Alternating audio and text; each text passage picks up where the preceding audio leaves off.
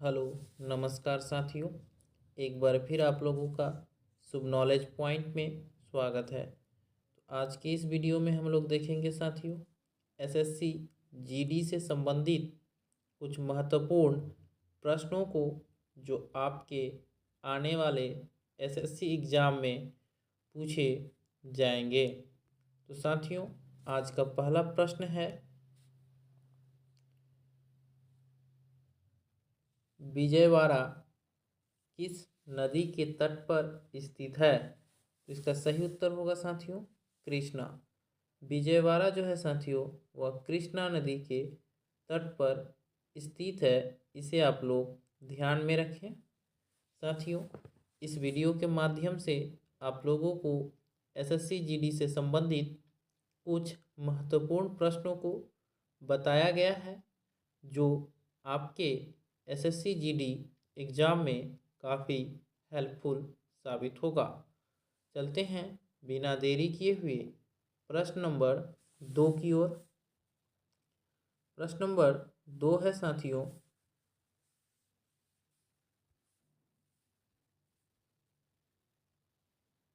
आपसे पूछ रहा है कि स्टॉकहोम किस देश की राजधानी का नाम है? तो इसका सही उत्तर होगा साथियों, स्वीडन। स्टॉकहोम जो है साथियों, वह स्वीडन देश की राजधानी है। इसे आप लोग जरूर ध्यान में रखें। प्रश्न नंबर 3 है साथियों, कि इम्फाल किस राज्य की राजधानी है? तो इसका सही उत्तर होगा साथियों, मणिपुर। मणिपुर राज्य की जो राजधानी है साथियों, वह इम्फाल है।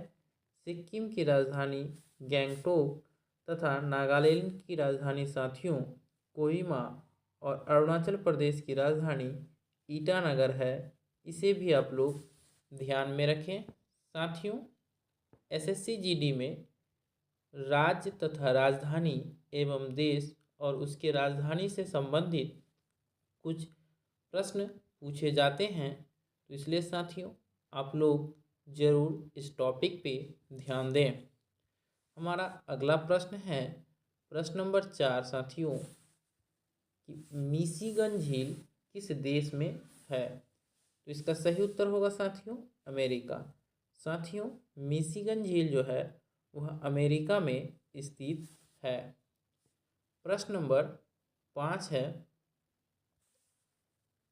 कि विश्व प्रसन्नता रिपोर्ट पहली बार किस वर्ष प्रकाशित की गई?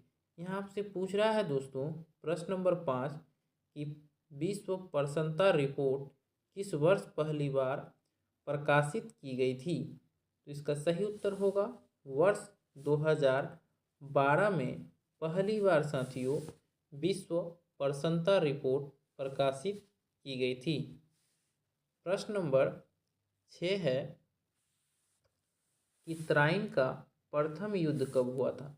तो साथियों, आप लोगों को याद रखना है कि तराइन का प्रथम युद्ध 1191 को हुआ था और तराइन का द्वितीय युद्ध 1192 को हुआ था। इसे ध्यान रखें साथियों, कि तराइन का पहला युद्ध 1191 में और दूसरा युद्ध 1192 में हुआ था। चलते हैं प्रश्न नंबर 7 की ओर साथियों। यहाँ आपसे पूछ रहा है कि सेमांग जनजाति का संबंध किस देश से है? तो इसका सही उत्तर होगा, मलेशिया। साथियों, सोमांग जनजाति जो है वह मलेशिया देश से संबंधित है। प्रश्न नंबर 8 है दोस्तों, आपसे पूछा जा रहा है कि तिलहन किस किस्म के फसल के अंतर्गत आता है? यहाँ से पूछा जा रहा है कि तिलहन जो है साथियों, वह किस किस्म के फसल के अंतर्गत आता है? तो इसका उत्तर होगा खरीफ फसल। साथियों, तिलहन जो है वह खरीफ फसल के अंतर्गत आता है। तो इसलिए प्रश्न नंबर 8 का सही उत्तर होगा ऑप्शन बी। चलते हैं साथियों प्रश्न नंबर 9 की ओर। प्रश्न नंबर 9 है साथियों, भारत का कौन सा राज्य ज्वार का सबसे बड़ा उत्पादक है? 9 नंबर प्रश्न आपसे पूछ रहा है साथियों, कि भारत का सबसे बड़ा ज्वार उत्पादक राज्य है? तो इसका सही उत्तर होगा महाराष्ट्र। साथियों, महाराष्ट्र भारत का सर्वाधिक ज्वार उत्पन्न करने वाला राज्य है। प्रश्न नंबर 10 है साथियों,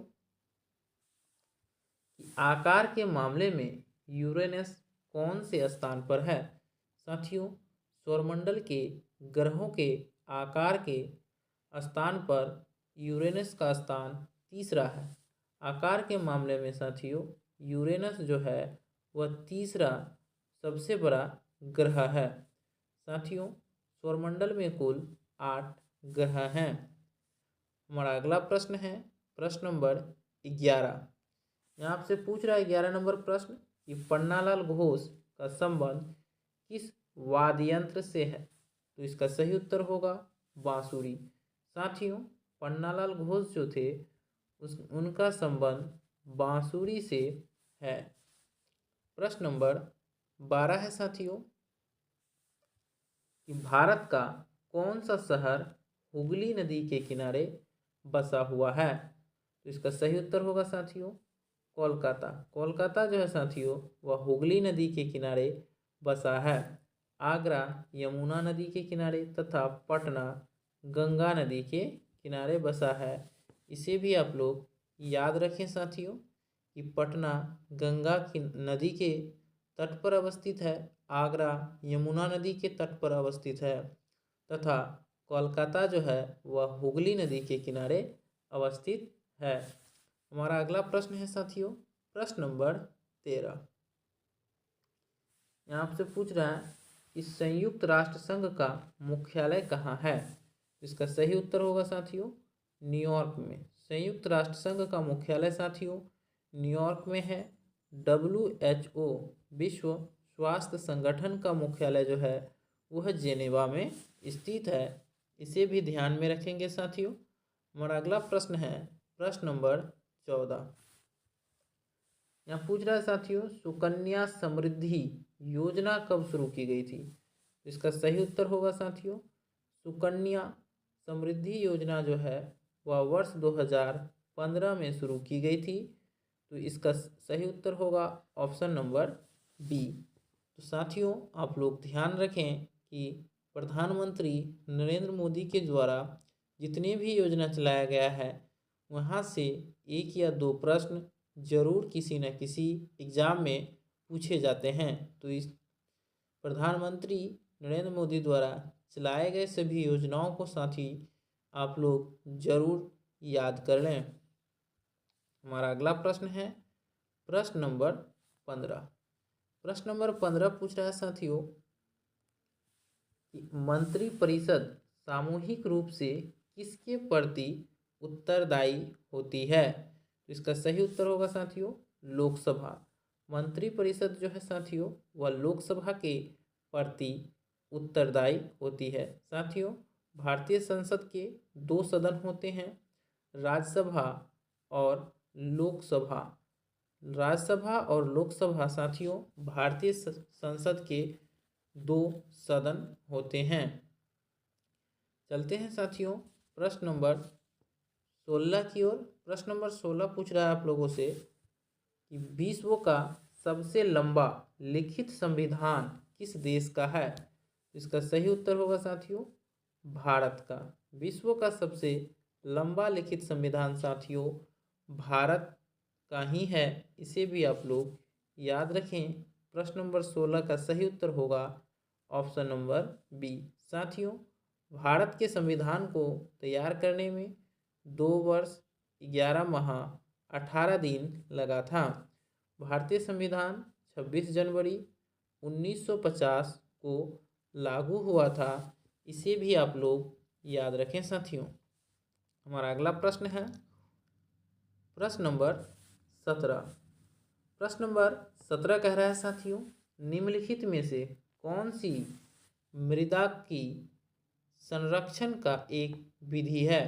तो इसका सही उत्तर होगा सीढ़ीदार खेत बनाना। सीढ़ीदार खेत बनाकर साथियों मृदा संरक्षण की जा सकती है। तो 17 नंबर प्रश्न का सही उत्तर होगा ऑप्शन सी। प्रश्न नंबर 18 है साथियों कि गंगोत्री हिमनद किस राज्य में अवस्थित है? तो इसका सही उत्तर होगा उत्तराखंड। गंगोत्री हिमनद जो है साथियों वह उत्तराखंड राज्य में स्थित है। चलते हैं साथियों प्रश्न नंबर 19 की ओर। प्रश्न नंबर 19 है कि निम्नलिखित में से कौन सा जंतु अपनी त्वचा द्वारा श्वसन करता है? तो इसका सही उत्तर होगा मेढक। साथियों मेढक जो है अपनी त्वचा के द्वारा श्वसन करता है। चलते हैं साथियों प्रश्न नंबर 20 की ओर। प्रश्न नंबर 20 है साथियों कि वसा उत्तक मानव शरीर में पाए जाने वाला किस प्रकार का उत्तक है? तो इसका सही उत्तर होगा संयोजी उत्तक। साथियों वसा उत्तक जो है वह मानव शरीर में पाए जाने वाला संयोजी उत्तक है। प्रश्न नंबर 21 है साथियों निम्नलिखित में से सर्वाधिक अभिक्रियाशील धातु कौन सी है? तो इसका सही उत्तर होगा पोटेशियम। पोटेशियम जो है साथियों वह सर्वाधिक अभिक्रियाशील धातु है। प्रश्न नंबर 22 है साथियों निम्नलिखित में से कौन सी खरीफ की फसल है? इसका सही उत्तर होगा मूंगफली। साथियों मूंगफली जो है वह खरीफ की फसल है। मटर तथा गेहूँ रबी फसल है। इसे भी ध्यान में रखेंगे साथियों। जुलाई माह में जो फसल बोई जाती है और अक्टूबर माह में काटी जाती है उसे खरीफ फसल कहते हैं।